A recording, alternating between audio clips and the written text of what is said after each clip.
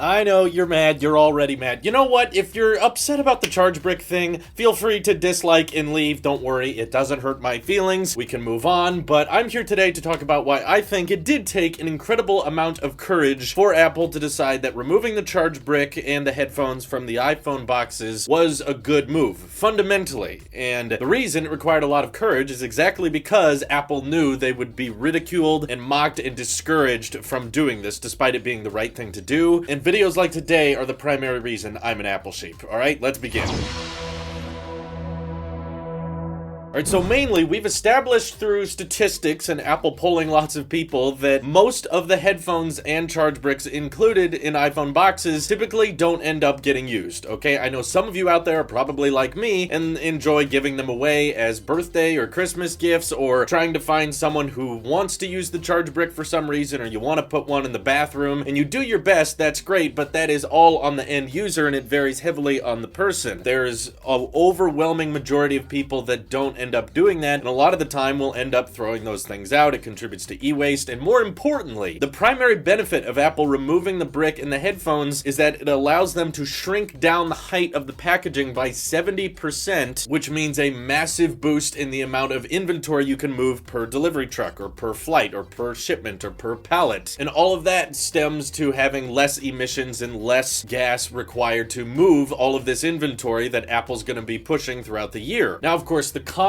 argument to combat that point is that, well, that is nice and all, but they include lightning to USB-C cables in the box, and not everyone out there has a USB-C charge brick, and for that reason, it's not a win for the environment, and this doesn't really matter. Well, if you don't think very hard about the situation, then I guess you would come to that conclusion, but the truth is, it's simply better for the environment from one, just from the packaging being thinner, which instantly means the only people who do have to go out and buy a USB-C charge brick are the people who absolutely need one, instead of shipping 5-watt bricks and shipping headphones to every single iPhone user whether they need them or not. Even if they're a dedicated Bose headphones wearer, either they have AirPods, maybe they have fast chargers all over the place, they got wireless chargers in the house, doesn't matter, we're gonna send a brick to every single person who orders a new iPhone. That's wasteful. That contributes to e-waste, and it requires more energy and thicker packaging, which is not helpful on the environment as a whole, especially when Apple is moving tens of millions of iPhones, sometimes hundreds of millions of these things. So every tiny little change like that allows them to slim down on packaging helps a lot. And the other thing people who are complaining about USB-C in the box are forgetting is that however you're charging your current iPhone, you can still charge the iPhone 12 the exact same way. That in itself is a big win for the environment because it actively encourages people who have chargers already, whether you have Qi charging, whether you have Lightning at home, it actively encourages you to try to use what you already have instead of try to make you dependent on the newest charge brick or on the newest headphones. Instead, you actively have to think, well, do I already have a lightning cable? Do I already have a brick? Maybe I can just use that one. And that in itself requires Apple to ship less, all right? So those people out there that are saying, well, this is all driven by Apple's greed and Apple wants more money because they're going to force everyone to buy 20-watt USB-C charge bricks. Honestly, they don't force that many people to do it because, again, for one, iPhone 12 still has lightning and it still has Qi charging. So however you're charging your current iPhone, you can continue to charge it that way. The only people who actually do have to buy a USB-C charge brick are those who absolutely 100% need one, and that percentage of people buying the iPhone 12 that do need a USB-C brick is actually pretty small when you think about it, because for one, it means that they've either never had an iPhone before, okay, so that's a portion of the market, people coming from Android that have never once in their life had an iPad and never once in their life owned a lightning cable, and their previous Android phone also did not come with a USB-C charge brick, maybe they haven't upgraded in a long time. Okay, that portion of the market that's never used an iPhone before, they have to get a brick of some kind. But keep in mind, it doesn't have to be through Apple. You can get $10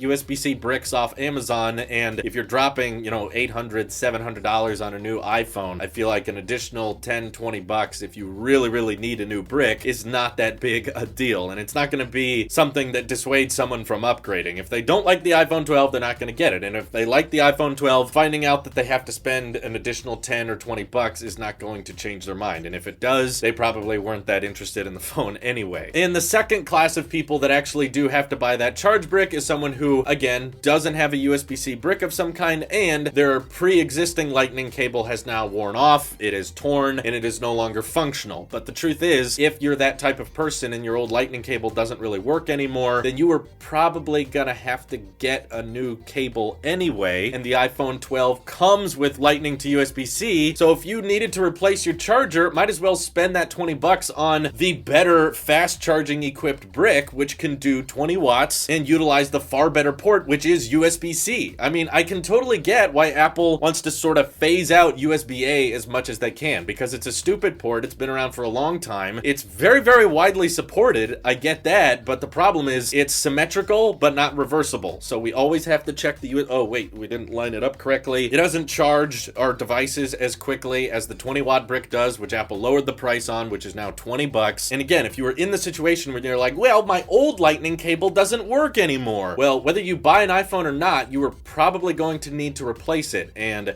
if you were going to spend 10, 20 bucks on a new cable and now you want an iPhone 12, well, guess what? That iPhone 12 comes with a USB-C cable, so might as well just buy the $20 or off Amazon $10 USB-C brick and charge your iPhone with the superior port with faster charging rates. And overall, this is a huge win for the environment. And pretty much when you think about it, at the end of the day, the only people that really need to buy that USB-C brick are people who have never owned an iPhone before, which honestly, I think we all know that's not most of Apple's market. Most of the people pre-ordering and buying the iPhone 12 or 12 mini or 12 Pro, these are all people who probably already have iPhones. Sure, there's a tiny piece of the market that may have never had an iPhone before and they've never had a lightning cable before, but if they're gonna be switching to iOS, I would much rather recommend them get a USB-C brick instead of Apple continuing to ship the dated and old-fashioned USB-A cables, and then people who do buy a new charge brick have to keep buying the old-fashioned one that's 5 watts and slower and uses that old-fashioned mechanism that's not reversible, so it's harder to plug into and is overall just dated. You know, Apple wants to get people onto new standards, and I think USB-C is clearly better, and I just see so many people online that are oversimplifying the argument and being like, well, it comes with USB-C though, so that means everybody who buys the iPhone 12 instantly has to buy a 20 watt USB-C brick. No, because guess what? We already have lightning, and removing the brick is just actively pushing people, use what you already got. How are you charging your iPhone 8 or your iPhone 6 that you're still using to this day? However you're charging that device, or whether you're using a wireless charger on your iPhone 10, just keep using that.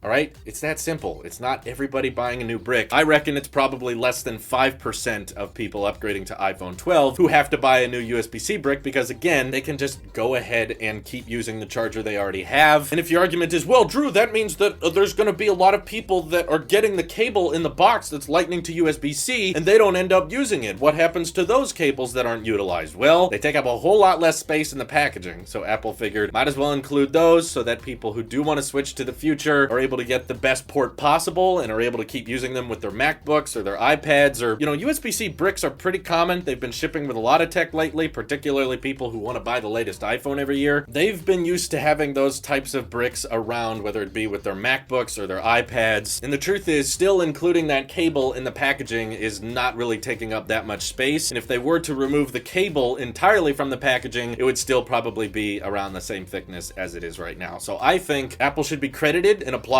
for making these types of decisions, and people like Sandy Monroe also agree with me on this subject, by the way. And I know some people were saying, well, why don't they let this price thing offset and go towards the consumer so that if you choose to not have the charge brick with the box, then you get to save 20 bucks on the iPhone. Well, truth is, that's just a matter of perspective. In a way, you can just say that's what they're doing. Just add $20 to every iPhone 12, and that's what it costs with the charge brick, but they're just instantly assuming you don't need it because most people don't need it. So the starting prices are listed without the charge brick. So it's just a matter of perspective in that regard. And if you're wondering why didn't the iPhones get cheaper, well, it's because there's a lot of components that went into the iPhones this year, all things that used to be very, very expensive. Millimeter wave 5G, look around the Android market, okay? Try to find me a lineup that didn't get more expensive while still incorporating 5G millimeter wave, all right? Pretty much everything did. And also OLED iPhones, especially the Super Retina iPhones, ever since 2017, OLED iPhones have started at $1,000. $1,000, okay? And this is partially Samsung's fault because that's kind of what they charge for those display panels. And over the years, it has stayed at that until now, which suddenly they're able to charge $300 less for an iPhone that has Super Retina XDR panels. This stuff doesn't just magically get cheaper over time. It's not just like, well, it's been around for a year, so let's slash the price on it. That's not always how supply chains work. Occasionally, with economies of scale, you're able to lower prices, but it's not always the situation. And in this case, Apple is able to bring much more premium hardware to more affordable phones, but when they're trying to do that and they're trying to reach these great price points, they gotta cut corners in a few places. And Apple's saving money, yes, that is a factor. I'm not denying that. Yes, Apple does get to financially benefit by not having to include the charge brick and headphones in each product, but they get to pour those extra savings into making the product better,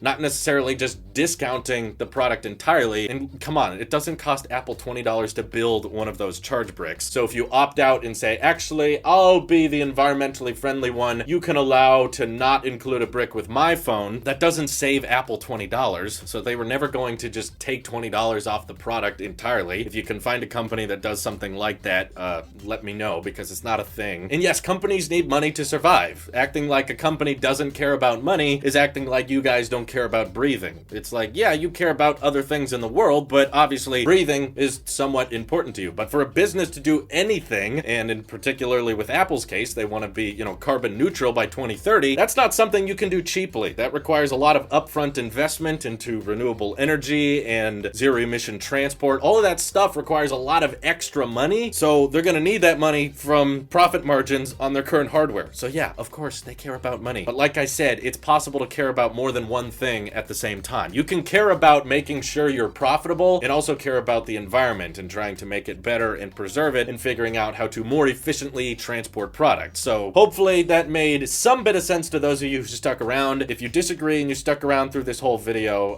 yeah, just dislike and leave, I guess. But if there's some part of this argument I'm missing, please do let me know. But honestly, I don't think this is as big a deal as people are making it out to be. And no, not everybody has to switch to the USB-C brick because we already have chargers at home that we can keep using. That's thanks to Lightning sticking around this year and Qi charging still being supported. And I'm done with this rant. This is your Alpship here. I'll see you in the next one.